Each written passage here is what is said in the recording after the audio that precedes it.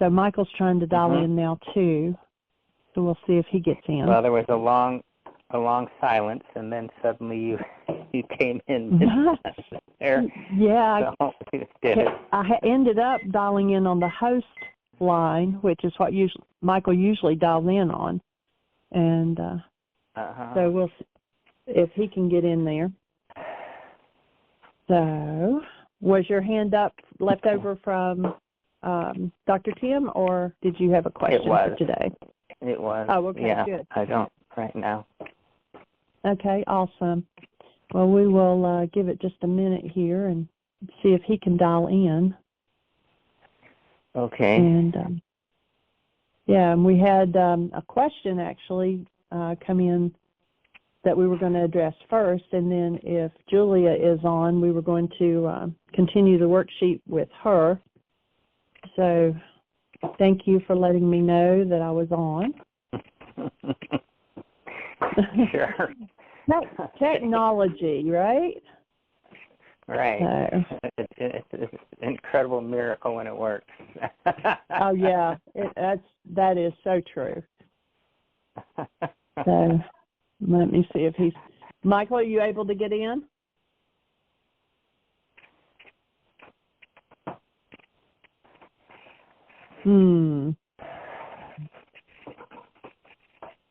All right, let's see. Julia just responded to me by text. She's not feeling well, and she'll call in tomorrow. It's really funny. We had several people that were in on the Mind Shifters and StillPoint Breathing on Saturday, and I just got off the phone working with one gentleman, and he actually was in a healing crisis, and to the point that he thought about going to the doctor. And Dr. Tim just texted me and said, BlogTalk wouldn't let Susan Bingham on and wouldn't let me call back in as a listener. So, yeah, they've definitely got issues going on today. But let me see.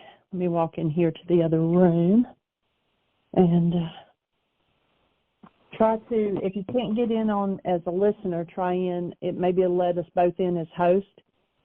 Okay, Dr. Tim just sent me and said he keeps getting a fast busy signal when he tried to call back in as a listener. So BlogTalk's got some issues, but Doug, it was on left over from Dr. Tim, and I've got him on the phone now, and he said that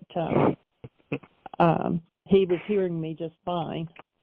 So, and we got a text from Julia, and she is feeling sick today, so she's not going to call in. It's amazing that two people from the breath workshop that are going through a healing crisis. So, and that happens. You can finish that sentence, Jeanie. It's an important sentence. Oh, that's okay. I was just going to say, when we go through the breath session, we actually take our vitality to another level.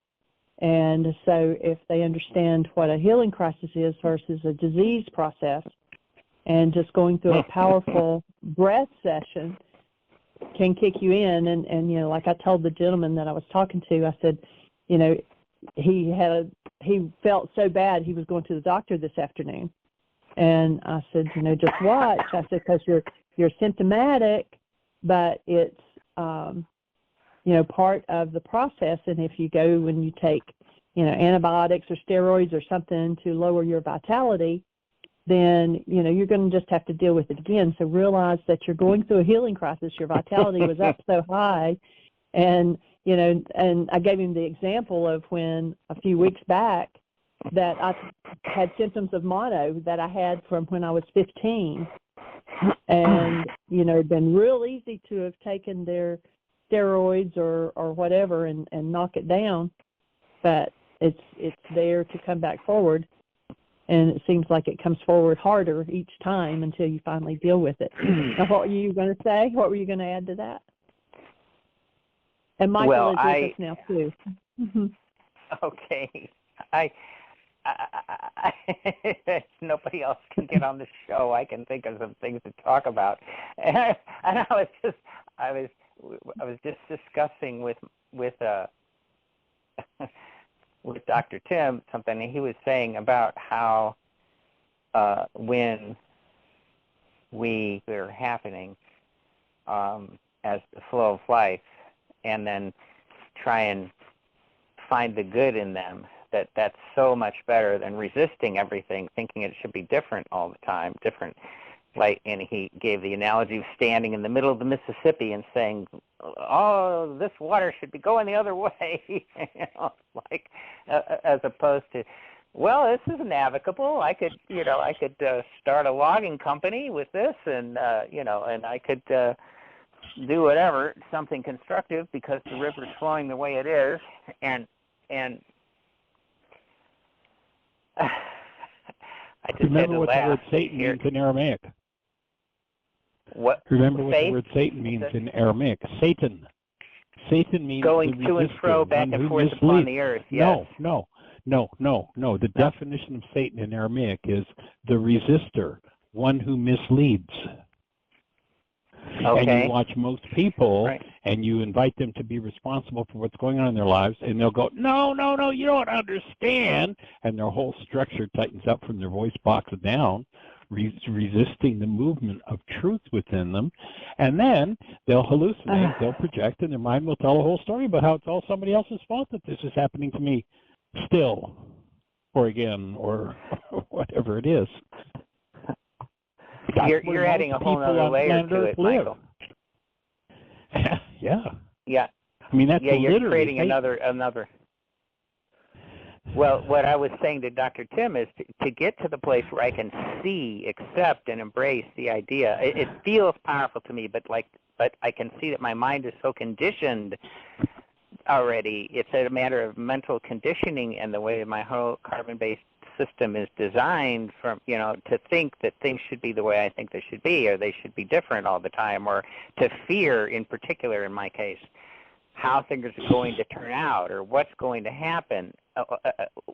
That it's hard to, and we were talking about ways to sort of soften that. Hard to get to the place of being able to live that way. Like, okay, I'm scratching a trigger bite on my foot. Well, that's okay. What can I learn from that? How can I grow from that? But you just added another layer into it in my mind, which is when you said the resistor, and you said that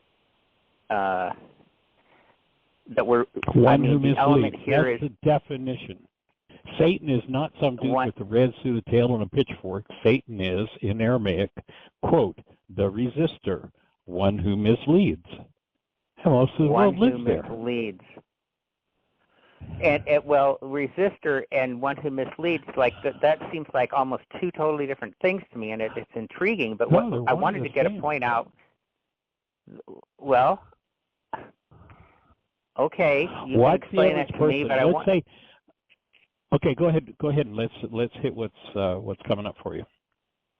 I want to get this thought that when you said what you've said already, it's like I could see that the business of the obstacle to accepting the flow of life and embracing it fully is another layer of that obstacle, is our resistance to seeing the pain and the stuff in us and to accepting all of this content that is hidden, that is corrupt data, that doesn't want to surface, like Jeanie was talking about healing crisis and so on, in order to embrace everything. And you added the element of responsibility into it, that I have something to do with this.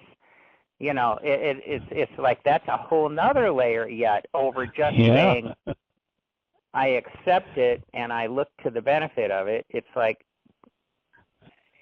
I recognize that I had a lot to do with it, and that accepting it requires me to look at what's in me that made it this way, right? Yes. Or my role in it. Yes? I think you're right on. That's it. Remember, we're creators. The scriptures give still another layer, another piece of direction. And what it says is, look to the lives of the fathers, for ours are but a shadow of theirs upon the earth. These resistance patterns go on generation after generation after generation. That's why there was this story about this whole group of people that got lost for 40 years in the desert. What had to happen to get out of the desert? The old generation had to die off. The word generation is genaria, means cause. The cause is held in the mind from generational patterns have to be removed. But to be removed, they have to be embraced.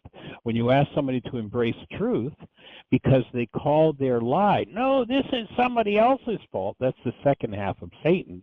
And to me, the two are perfectly consistent. It describes the action and then the result. So when somebody lives in resistance, so you and I know Charlie or Bill, and Bill has been going through this thing with women his whole life long. We're buddies, you know, we're all buddies, and we joke with him about it, and we poke him about it, and you laugh about it, and I make a comment, and you make a comment. And it's been going on forever. So you and I decide we're going to confront Bill. And we're going to tag team and see if we can help to get him through that. And so, Bill, you know, we've been talking, and one of the things that Doug and I have noticed is that every time you've been through this pattern with women, you've been there and you're involved. Now, what's Bill going to do? Bill's going to probably go something like this. Wait a minute, you guys, get off my butt. That's not true. Well, maybe it is, but let me tell you about how Mary did that to me.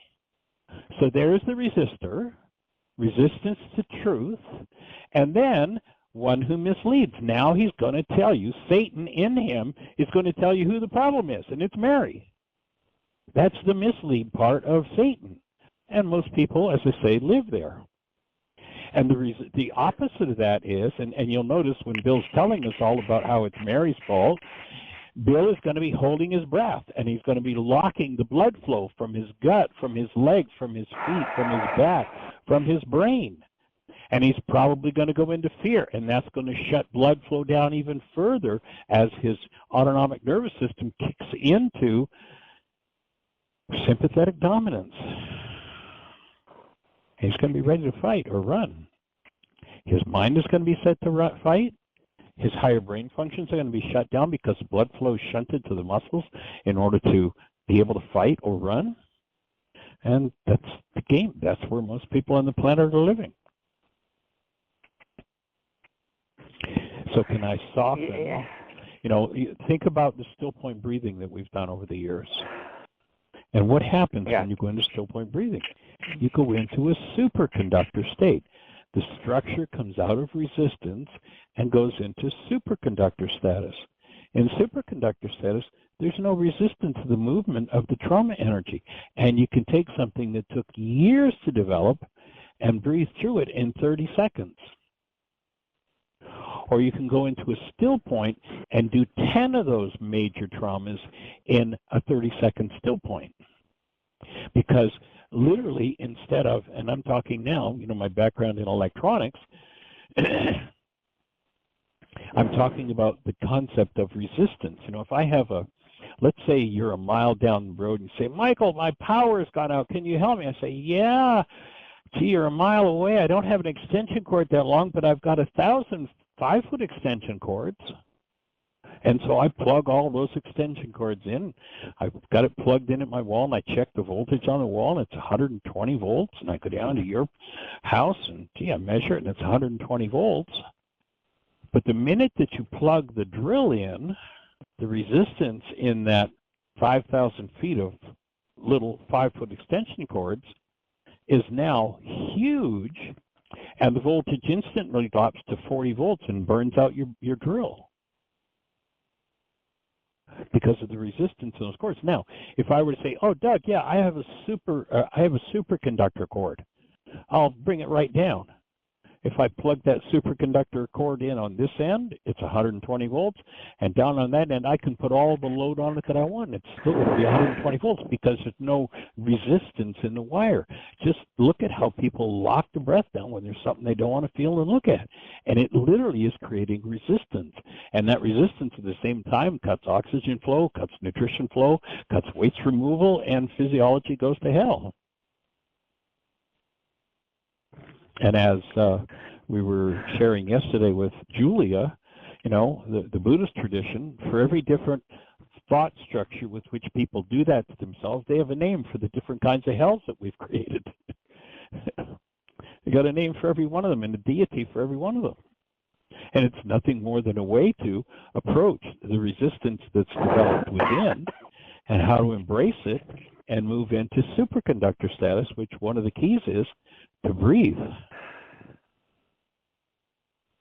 Is that resistance you're talking about? Is that these are powerful concepts, super, super, super powerful concepts, and another layer deeper for me again, and it's like so exciting. But I'm asking, is that resistance? Is that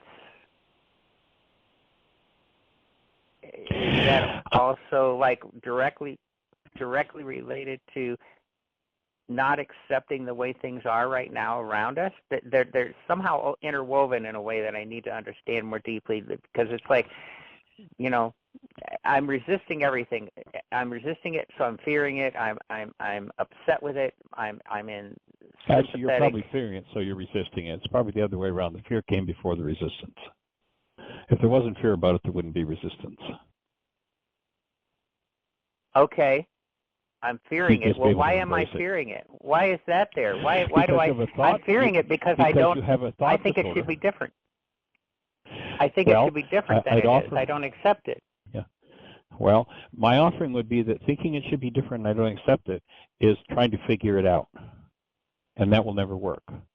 My offering is that at the root of the fear is a thought disorder, probably generational, probably instilled by a power person. And when you are able to let go of the resistance fully, the structure will open up and you'll be able to access the underlying thought disorder that creates the fear and the resistance. And when I'm talking about resistance, I'm using the concept of an electric cord, because you know that energy doesn't flow through, a little small 5-foot extension cord can't carry much energy flow. If I go out and I get myself a nice big heavy-duty 220 stove connector, man, that sucker, there's no reason, that'll carry tons and tons and tons of energy. In exactly the same way, when people lock the breath down, they're literally shutting down the energy flow. The same resistance that we're talking about is now physiological, and it's literally stopping the movement of energy the same way that resistance in a piece of wire can stop the movement of energy in a cord, or the same wire wrapped around a motor can make a drill work when the energy moves through it. And there's got to be resistance there to make it work. Am I not resisting? I'm resisting everything that I don't accept as well, right? That's a condition of resistance. Like I shouldn't have this sugar bite on my foot. I'm resisting what is. Am I not? Well, I think there's maybe a bit of a danger in that. And for me, the danger would be, I just have to accept everything. So if my brother comes over with a whip and wants to whip me, I have to accept it. No, I don't have to accept it. And I don't have to be in resistance about it. I can do something about it. I can take action.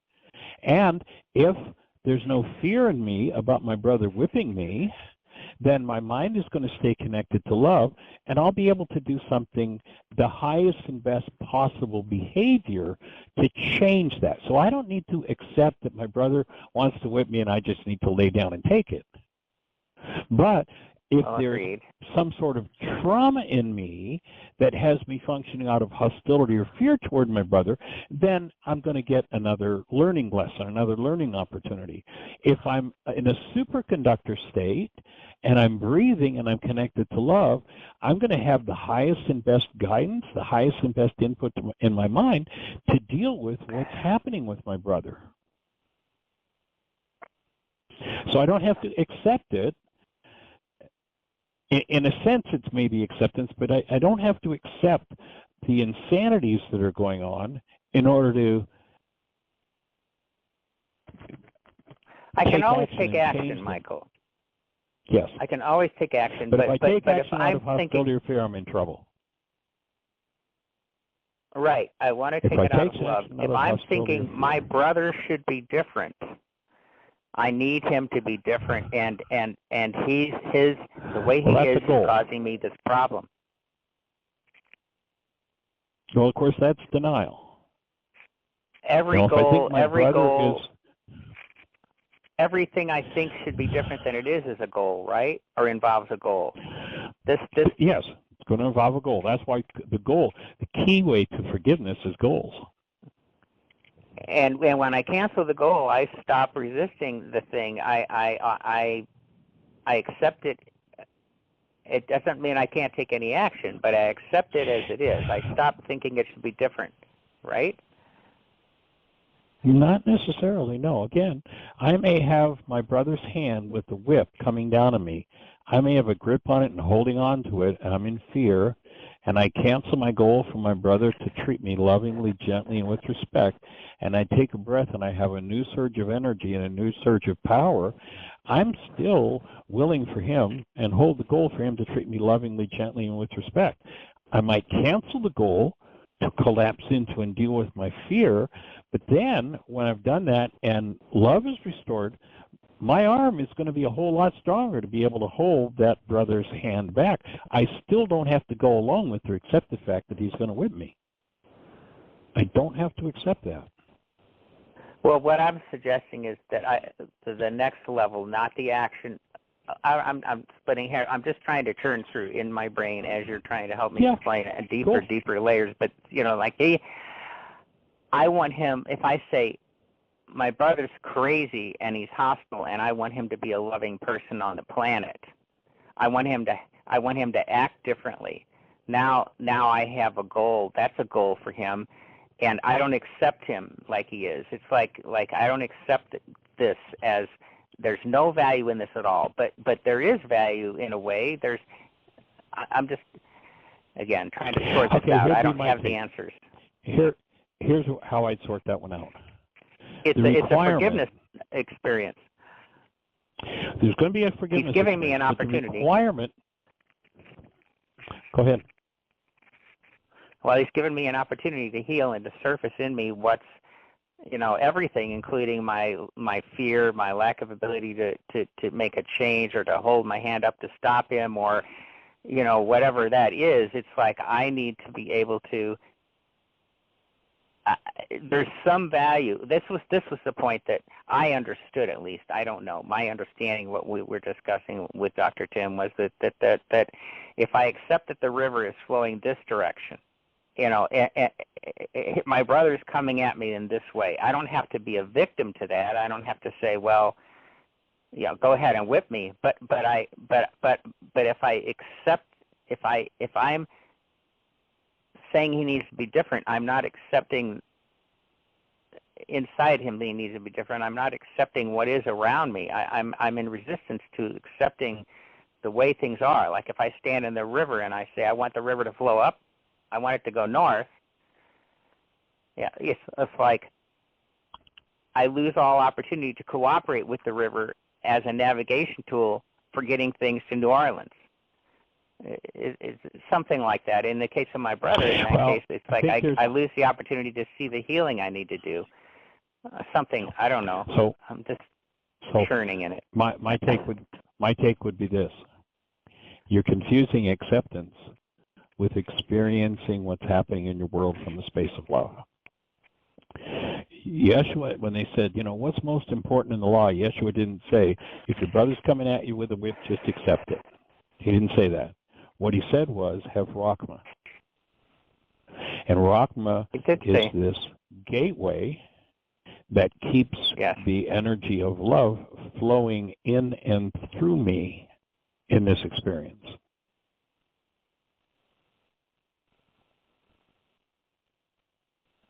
Rachma is the gateway that keeps in the my energy mind, of love that in my keeps mind. My human Rachma life. is the gateway in my mind. That keeps human life flowing my through human me. life moving in my structure. When that gateway closes, and it's closed by hostility or fear, the active presence of love is excluded.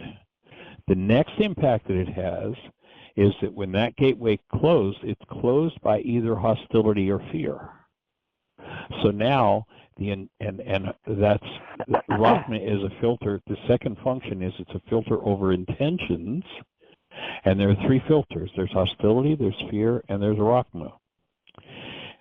Only one can be active at a time. If hostility is active, then the quality of intentions that my mind is going to have in order to formulate my goals is going to be destructive. If fear is active, the quality of intentions that are going to be available to my mind to form my goals are going to be negative. If Rachma is active, the quality of intentions are going to be available for my mind to form my goals in love. That's number one order of business. So 2 things I accomplish. I maintain my human life, and I maintain intentions keyed to love so that my goals are keyed to love. So I don't have to be, my brother's coming, cancel the thought again, my brother's coming at me with a whip.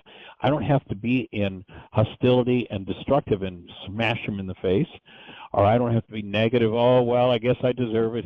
I have to accept it. He's just going to beat me up. Oh, well, that's the way it goes. But from love, I have the highest and best guidance, intelligence, and contact with the world around me to know what I can best do to deal with what's happening here.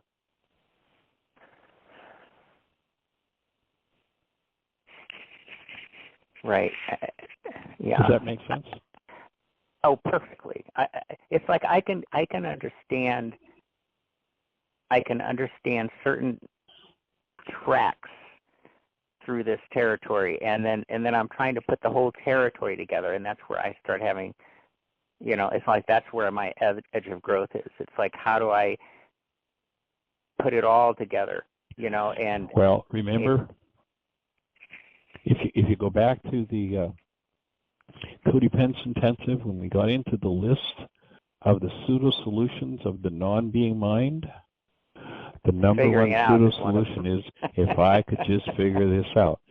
My friend, you can't figure it out. But when you're in the middle of, when you're in the middle of the swamp and you want to remember the objective was to drain the swamp and the alligators are right up your butt, that's where you want to have Rachma. That's where you want to be connected to love. Yeah, when they're all around you. In my conversation with Dr. Tim, he was mentioning that in a talk that you gave, that he attended, one of the early ones when he brought you to wherever he brought you, you said to, and I've heard you say, you said it many times, that you said to the audience, how many of you can think of something that happened beyond 5 years ago that you thought was terrible at the time it happened, that you now see was a blessing in your life? Yes. And that was as an example of how we don't have enough information to be going about judging the way things are and thinking they should be different all the time. And when we do that, we are blocking the flow of life and opportunity. And it's Rachma. It's Rachma that delivers that, not going, oh, well, I just have to accept my brother's going to whip me. It's the presence of Rachma that will deliver. I don't have to wait for 20 years to look back and go, oh, that was actually a gift that was given to me. Right here, right now, if Rachma is present, I'll make highest and best use, and I'll be able to see what the gift is. And I'll have the highest possible guidance in terms of the behavior that I'm going to do in concert with or in response to my brother. That's good. That statement, that series of sentences right there, very powerful for me. Good. Yeah, that's sort of putting it all together. We were doing an intensive in a kind of a remote area in Florida back several years ago, and there was a gentleman who came to the intensive, and he was a runner, and every morning before breakfast he'd get up and run. And he came back one morning, and he was just covered in sweat, and he was really like, looked like he'd been through the mill. And he'd gone down a road, we're kind of out in the boonies in Florida, and he'd gone down a road and then down another road and down another road, and all of a sudden there's this, I forget what kind of a dog it was, but a big, mean-looking dog. And it just is tearing after him like it's going to tear him to shreds. And we had been doing love exchange experience in the intensive, and instead of turning to run, he had enough presence of mind to just go to that space, connect to that space of love.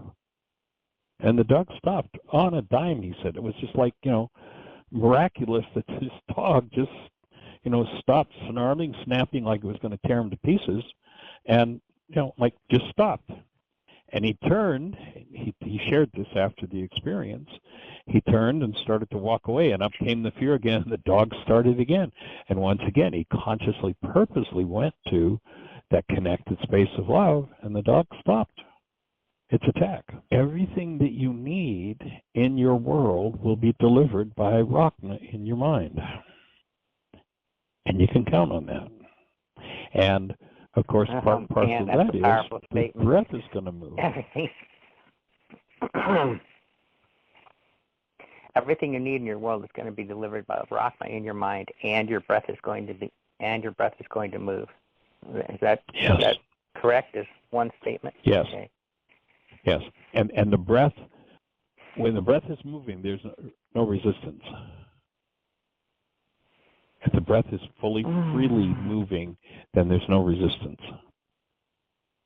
That's the superconductor state ultimately produced, and why, when I created the StillPoint breathing process, I called it StillPoint, because the ultimate of the superconductor state, where things start to move at like super high speed, fast forward, is when the breath not is being held but spontaneously stops.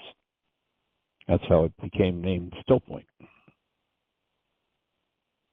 Okay, I want to write that statement down. I want everything in your life. If I'm saying it wrong, correct me. In your life that you need. Everything that you want, that you need or want, yeah.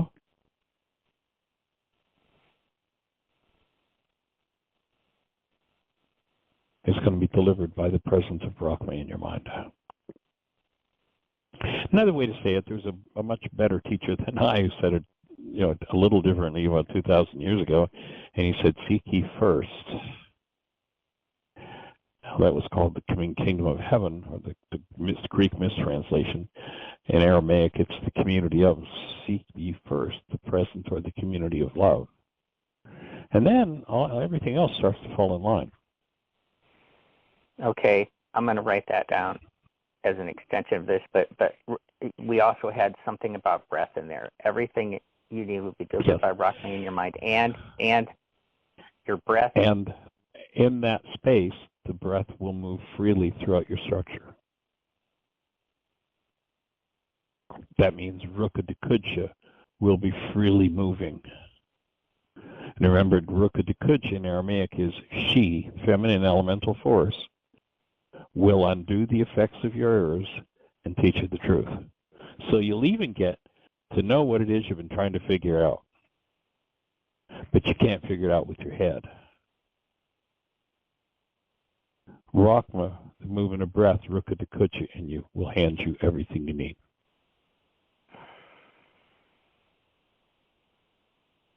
That's so powerful. So powerful. Just pulling all that information together in this one statement to me is just like, it's just... Well, thank you for facilitating it, because I agree with you.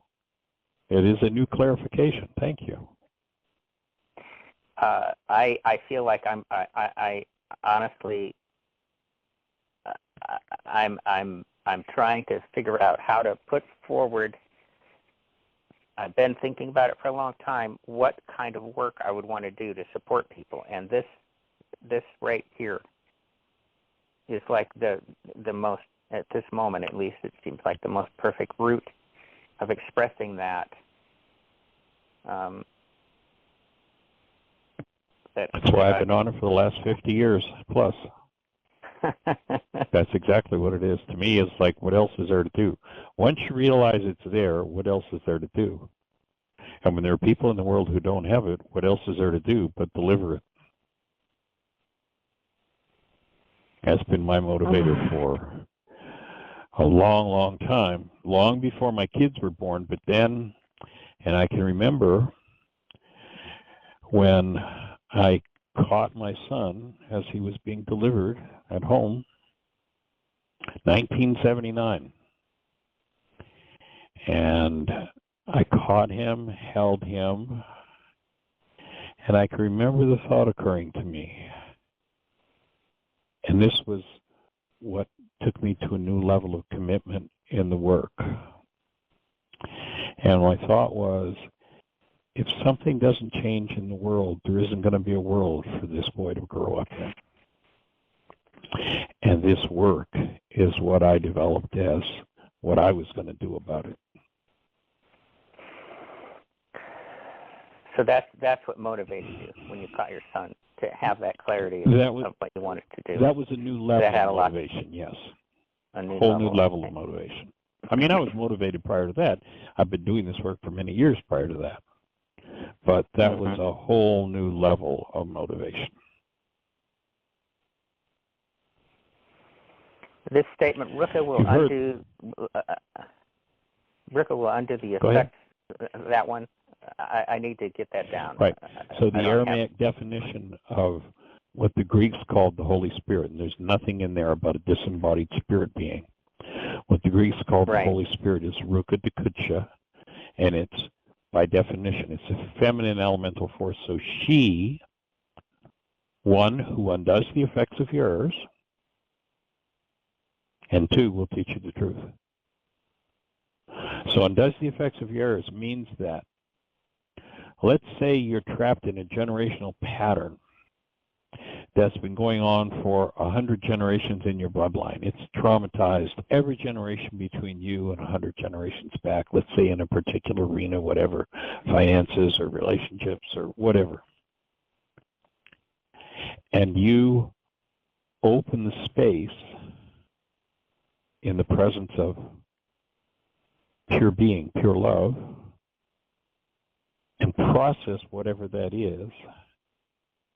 Ruka de Kudsha, here's the kind of omnipresent power that's there, can reach back through all of the lives in that 100 generations, which is billions, and let loose of the energy from them if they're still carrying it, dead or alive.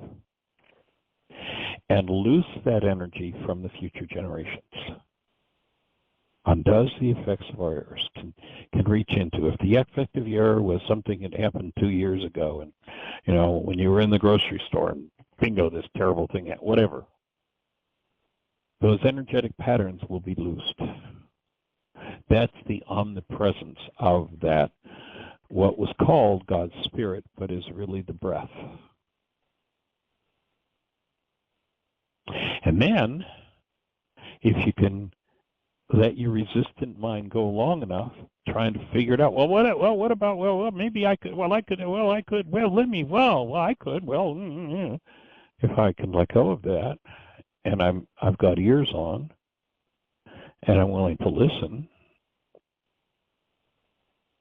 then that elemental force in me is going to explain to me exactly what I need and exactly what I need to understand.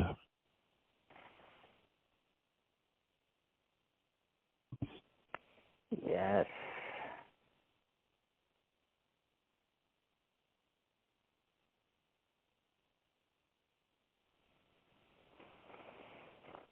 And I'm looking for a quote. Let me see if I can find it. I just ran across this quote about a week ago. Somebody posted it on my Facebook page.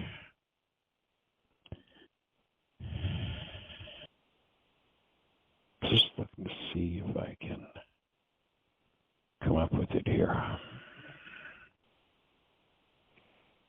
Because it speaks from a whole different place to me.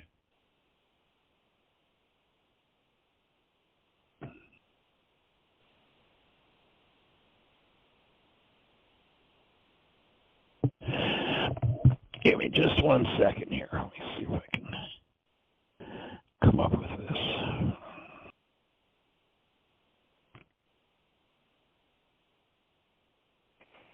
The last part of this one statement, while you're looking, I think you can probably multitask this. It will explain to you exactly what you need, and exactly what you need to understand. So I have that. Right. Yep. Okay.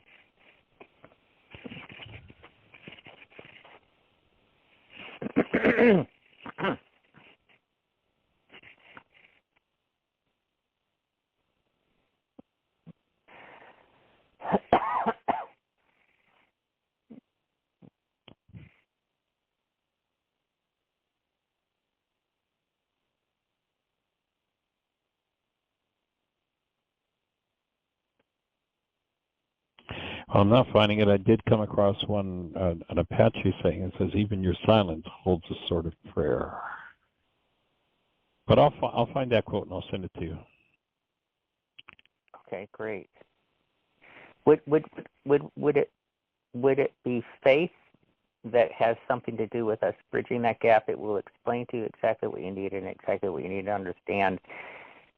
And having faith is part of my take would allowing be that that faith to would function. be the door opener. The door opener. Okay. So this is the way it is. Terrible, awful, evil, nasty, ugly, wicked. Oh, it's so terrible. But there's a part of my mind that has room for there is something that can change this.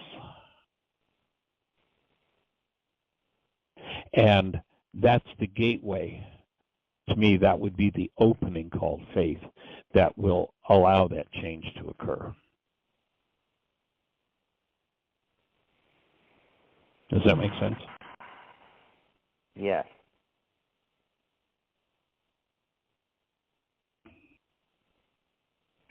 So faith is the door opener for the part of my mind that has room, or there is something here that can change. Right? Yes.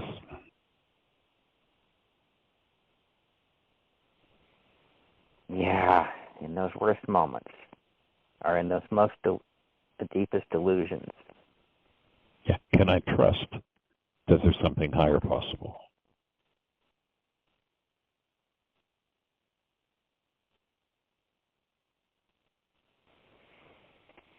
Yes.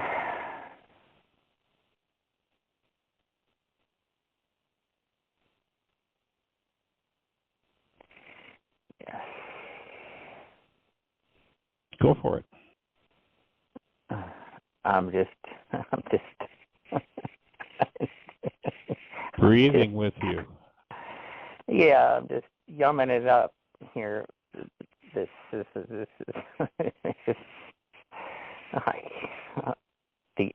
the relationship between here breath and rock and faith and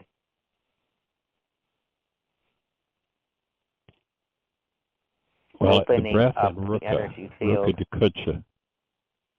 Yeah, the link is the breath is literally Ruka Kucha. You know, and you go back into the Greek translation of the scriptures and we hear them saying, God sent out his breath. It doesn't say that. It says, or pardon me, it says God sent out his spirit. It doesn't say that. It says God sent out his breath. Ruka Kucha.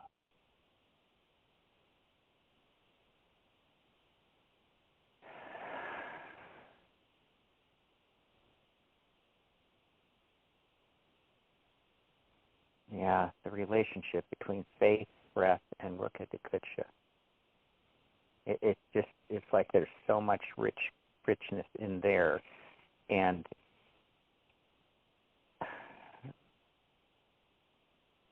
softening and accepting and being guided.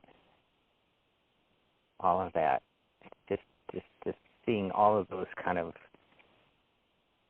tied into one another here is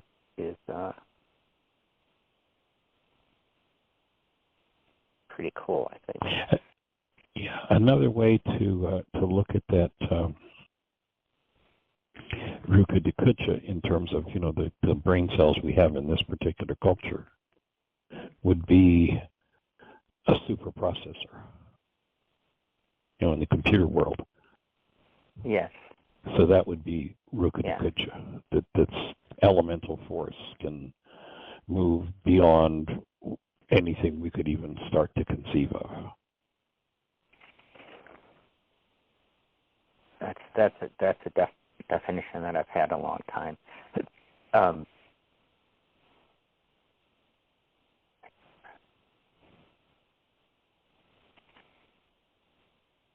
There's just so much here for me in terms of integrating all of these together.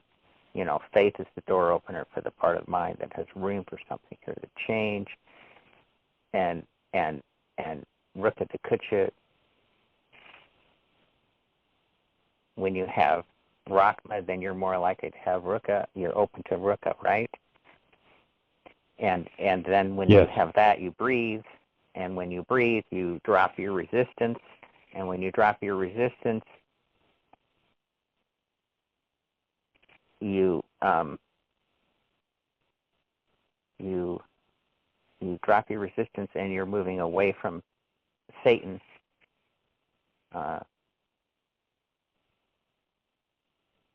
And the resistor, and you're moving away from deception as well, because Ruka then informs you of everything you need to know. Yes. So I found a quote on silence from Native Americans, and it says, "We Indians know about silence. We are not afraid of it. In fact, for us, silence is more powerful than words. Our elders were trained in the ways of silence, and they handed over this knowledge to us. Observe, listen, and then act," they would tell us. That was the manner of living. With you, and now he's talking to the white man, it is just the opposite. You learn by talking. You reward the children that talk the most at school. In your parties, you all try to talk at the same time. In your work, you're always having meetings in which everybody interrupts everybody, and all talk 5, 10, or 100 times. And you call that solving a problem. When you're in a room and there is silence, you get nervous. You must fill the space with sounds. So you talk compulsively, even before you know what you're going to say. White people love to discuss. They don't even allow the other person to finish a sentence. They always interrupt. For us Indians, this looks like bad manners or even stupidity.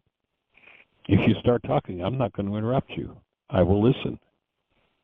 Maybe I'll stop listening if I don't like what you're saying, but I won't interrupt you. When you finish speaking, I'll make up my mind about what you said, but I will not tell you I disagree unless it is important. Otherwise, I'll just keep quiet and I'll go away. Told me all that I need to know. There's no more to be said. But this is not enough for the majority of white people. People should regard their words as seeds. They should sow them and then allow them to grow in silence. Our elders taught us that the earth is always talking to us, and we should keep silent in order to hear. There are many voices besides ours. Many voices.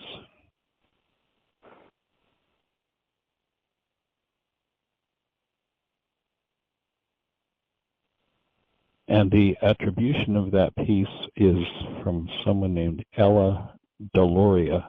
I don't know whether that's the person who wrote it, the Native American who wrote it, or whether it's someone who just posted it.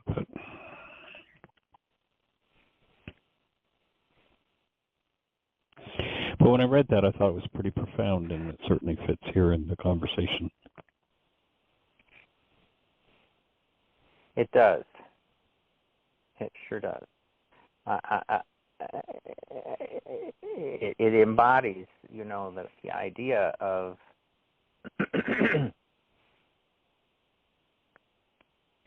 and if we are listening, and if we have Rachma in our mind, and we open to Ruka to Kucha, then we will be hearing many voices. We'll be hearing many things that guide us and help us and support us and teach us and teach us the truth other than and move us. Right. Something other than perception. Right. Constructs based in what's stored in carbon-based memory from the past, and is just a reorganization or a reshuffling of the past. David Bohm, who's a physicist, had a powerful saying. He said most people say they're thinking, but what they're really doing is just rearranging their prejudices.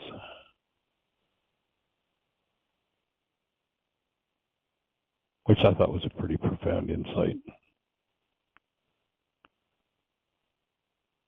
Indeed. And when you notice if your breath is being held, if you just pay attention to your physiology and where the tension point is, that's where the resistance is. That's where the energy stored in carbon-based memory that needs to be processed, it needs to be brought to the presence of love, that needs to be open in the presence of Brahma. And when whatever that is opened because the breath goes there, then whatever's stored, no matter how many generations has been going on, is going to be transmuted by the presence of active love.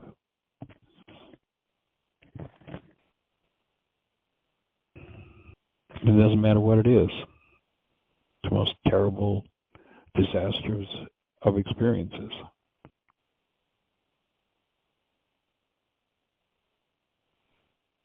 Breathing in the presence of love will transmute whatever's off base about it. Yeah. So I breathe with you.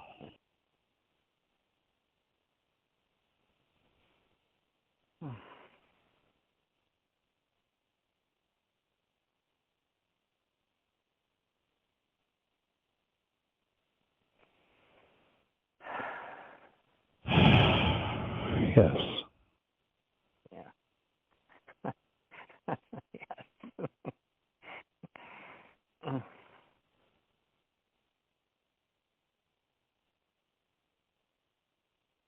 So any other thoughts for you, good sir? I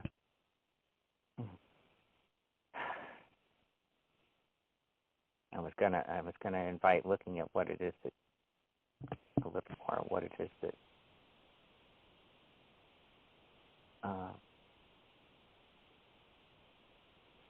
gets in the way of our doing that. You know, I guess it's the noise of our non-being mind. The past, yeah.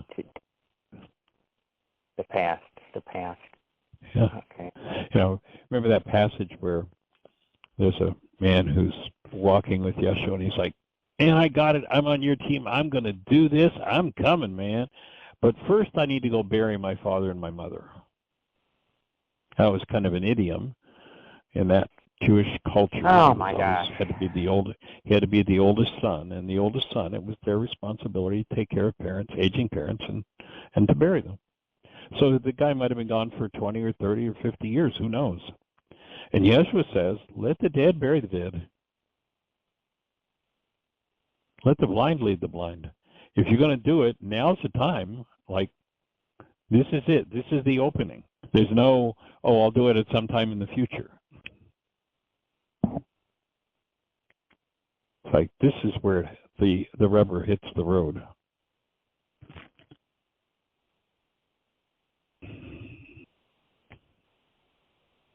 All right, that's good. Wonderful.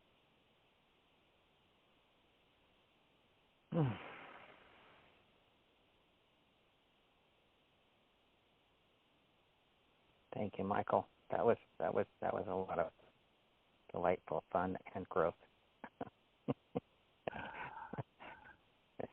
Absolutely delighted. Here's another interesting thing is how we're on this topic of being in silence. There's another interesting quote I came across as I was searching for that one. And this comes from Lakota Sioux. Silence was meaningful with the Lakota, and is granting a space of silence to the speech maker and his own moment of silence before talking was done in the practice of true politeness and regardful of rule that thought comes before speech. Also, in the midst of sorrow, sickness, death, or misfortune of any kind, and in the presence of the notable and great, silence was a mark of respect. More powerful than words was silence with the Lakota.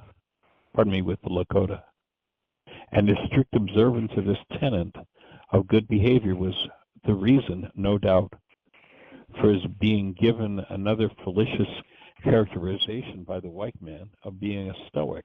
He has been adjudged dumb, stupid, indifferent, or unfeeling. As a matter of truth, the Native American was the most sympathetic of men, but his emotions of depth and sincerity were tempered with control. Silence meant to the Lakota what it meant to Disraeli when he said, quote, "Silence is the mother of truth." For the silent man was ever to be trusted, while the man with ever-ready speech was never to be taken seriously. I like that. And it's interesting, the Lakota Sioux language is Aramaic. Wow. There are many words in the Lakota Sioux language that are identical to the Aramaic. Mm-hmm.